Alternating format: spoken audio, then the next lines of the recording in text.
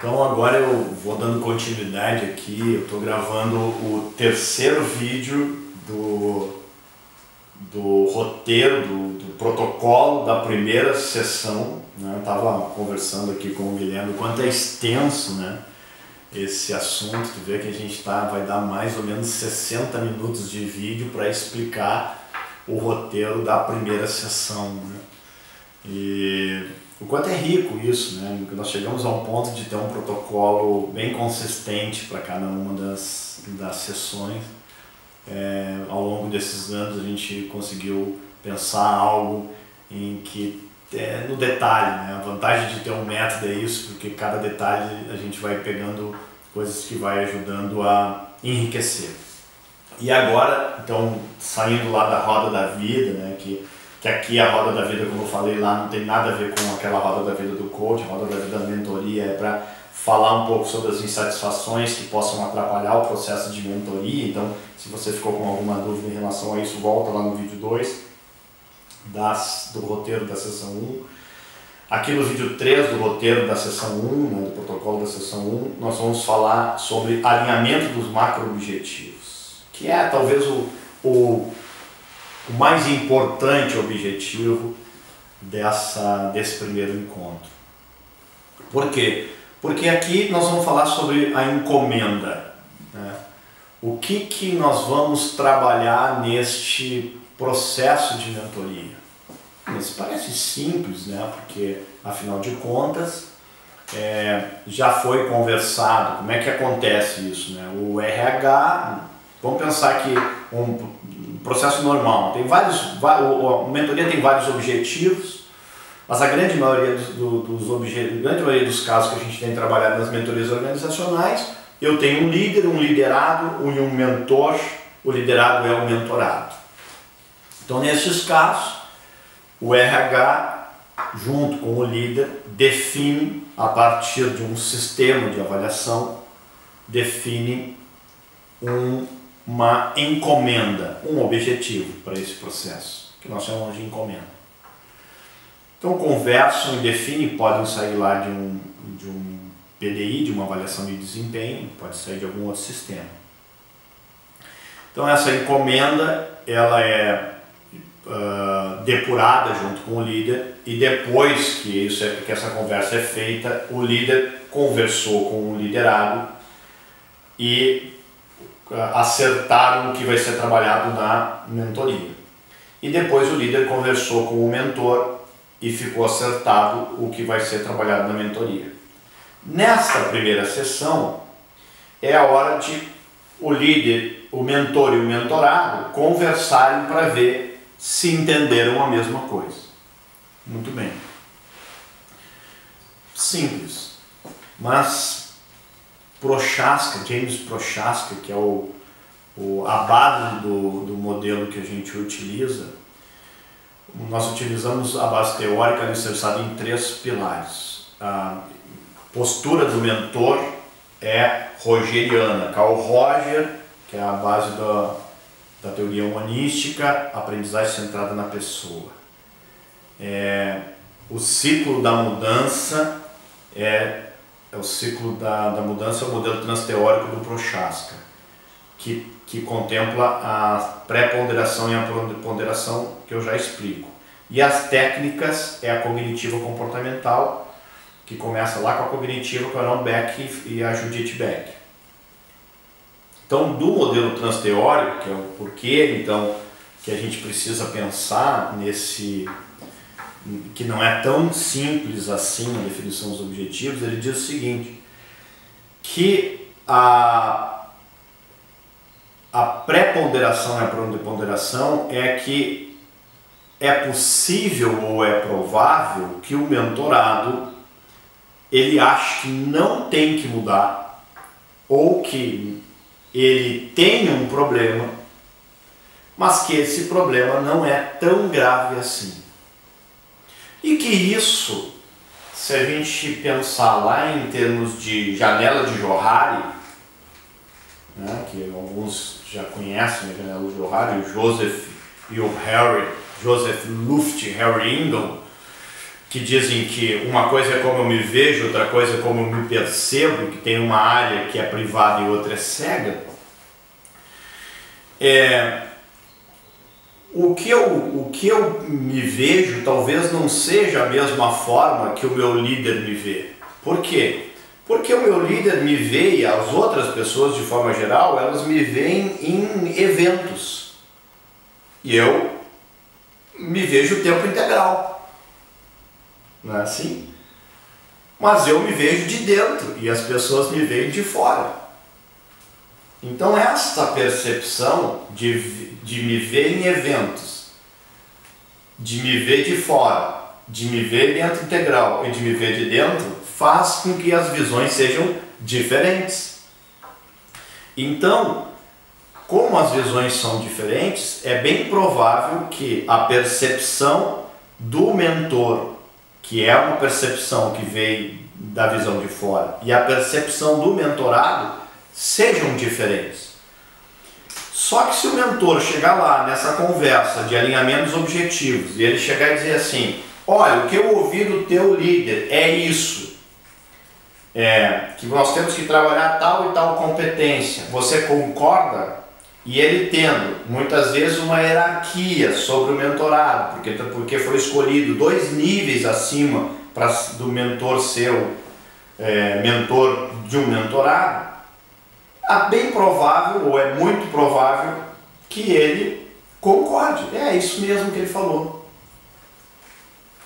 Então o processo que a gente propõe é bem diferente disso. Começa com o mentor perguntando: o que tu entendeu? Tu conversou com o teu líder? Aliás, aqui então tem uma recomendação. Quando faz aquela confirmação que a gente falou lá no vídeo 1, com 24 horas de antecedência, confirma se ele fez a conversa com o líder, porque tem vindo gente para a primeira sessão sem ter feito a primeira conversa. Conversou com o teu líder, alinhou os objetivos? Se não conversou, tem que primeiro ter feito essa conversa para depois ir para a primeira sessão. Senão esse momento não faz sentido. Então, conversou com o teu líder? Conversei. Beleza. O que ele te disse a respeito dessa encomenda? Aí ele vai contar o que ele ouviu. Vamos dizer que o líder falou para o mentor 4 pontos e o mentorado desses 4 citou 3. O mentor, depois de ouvir os 3, guarda aquele 1, não comenta nada por hora, ouviu e diz assim: e tu concorda com isso? Com uma cara assim de que, dando margem para ele discordar, mas tu concorda com isso? Esse é o primeiro movimento do mentor para facilitar a discordância do mentorado, partindo do pressuposto de que discordar é mais difícil do que concordar. Bom, aí ele pode dizer: eu concordo. Muito bem. Aí depois que ele fez esse movimento, se ele disser: não, eu não concordo, então bom, que ponto que tu não concorda? Se ele disser: concordo. Depois que ele disser isso, o mentor diz o seguinte: olha, conta aquela historinha que eu acabei de contar, que a percepção ela é interna e externa, ela é parcial e integral e por isso são diferentes, e que aí ele vai concordar, e que então é bem provável que o líder em alguns pontos vejam diferente do liderado, né? E que nem tudo vai ser igual. E ali, quando ele concordar com isso, o mentor vira então uma folha de papel para o mentorado e diz para o mentorado: eu quero agora que tu separe essa conversa que nós temos, que tu teve com o teu líder, em quais pontos tu entende que são mais uma percepção do teu líder sobre o teu comportamento, fruto de uma situação que ele viu, de uma coisa que aconteceu no passado, ou uma percepção dele por não estar te acompanhando em tempo integral, e quais tu concorda integralmente. Então o que tu está buscando? Está buscando entender o que ele concorda e o que ele discorda. E aí vai separar a folha ao meio e vai deixar ele escrever. eu até hoje não vi nada que fique vazio no campo do que ele não concorda integralmente. Então sempre aparece do outro lado alguns pontos, o que valida o que eu vinha falando do anterior, da importância de se fazer essa técnica, porque daí começa a aparecer ali algumas coisas que ele considera que são rótulos do líder, que não é coisas que ele estava convicto que ele precisava trabalhar. E que se a gente não trabalha isso aqui, ele vai trabalhar, mas lá no íntimo dele tá, cara, eu não precisava mudar isso. Muitas vezes tá, realmente, eu sou um cara mais durão, mas o que me trouxe até aqui é porque eu sou duro. Realmente, eu sou um cara voltado para resultado, mas nessa empresa quem não é voltado para resultado não cresce. Eu sou um cara desorganizado, mas também com essa sobrecarga de trabalho que se tem hoje, quem não é desorganizado? Então, estas coisas, quando se coloca esse trabalho, se permite que ele evolua. Inclusive, esses exemplos que eu dei pode ser dado para que ele possa, digamos assim, se permitir falar sobre isso.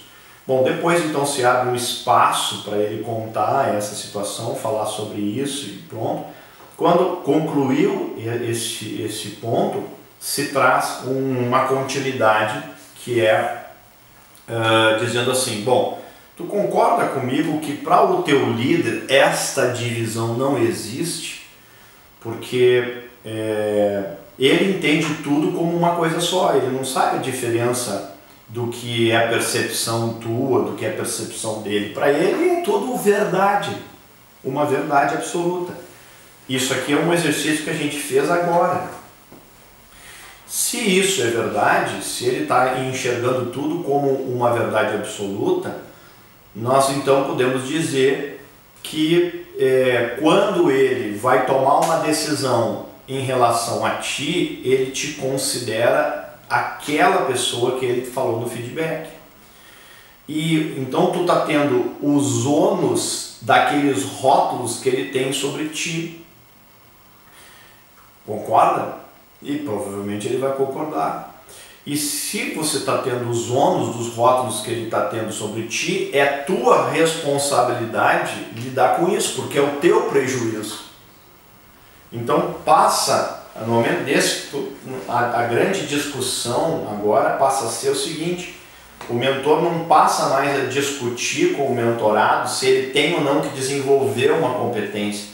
O mentor passa a discutir com o mentorado a responsabilidade do mentorado em tirar o rótulo daqueles pontos, e que isso é responsabilidade dele também.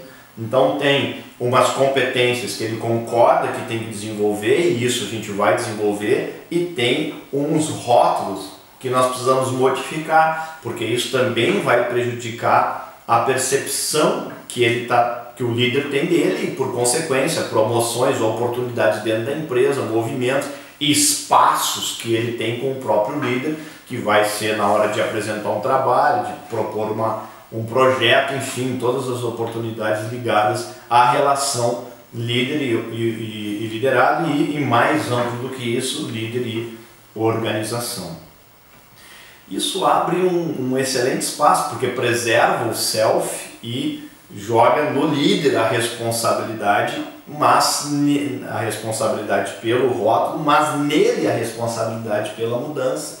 Então isso é uma sacada enorme da gente começar a, digamos, empoderar ele para fazer a mudança.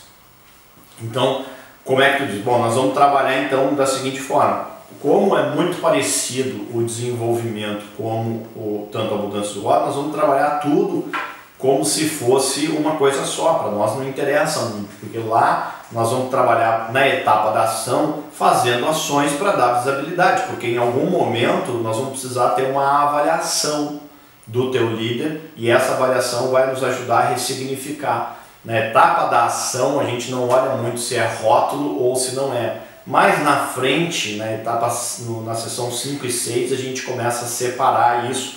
Neste primeiro momento a gente trabalha tudo como uma coisa só. Valida isso com ele, normalmente se consegue um ok para se pede-se um voto de confiança em relação a esses itens, se tem, porque se foi bem construído o mentor, faz muito sentido isso para ele, para o mentorado, e a coisa flui. Bom, então o que eu quero trabalhar com vocês até aqui é isso. Eu quero fechar o vídeo com o alinhamento dos macro-objetivos, dada a importância desse vídeo, não estender ele mais, e eu vou fazer um quarto vídeo sobre o roteiro da primeira sessão, sobre o protocolo da primeira sessão, onde eu vou finalizar o que precisa ser feito então na primeira sessão. Não deixe de ver o quarto vídeo, porque daí a gente fecha a primeira sessão com todo o que precisa ser feito e você ficar apto para fazer a primeira sessão de mentoria. Um abraço e até daqui a pouco.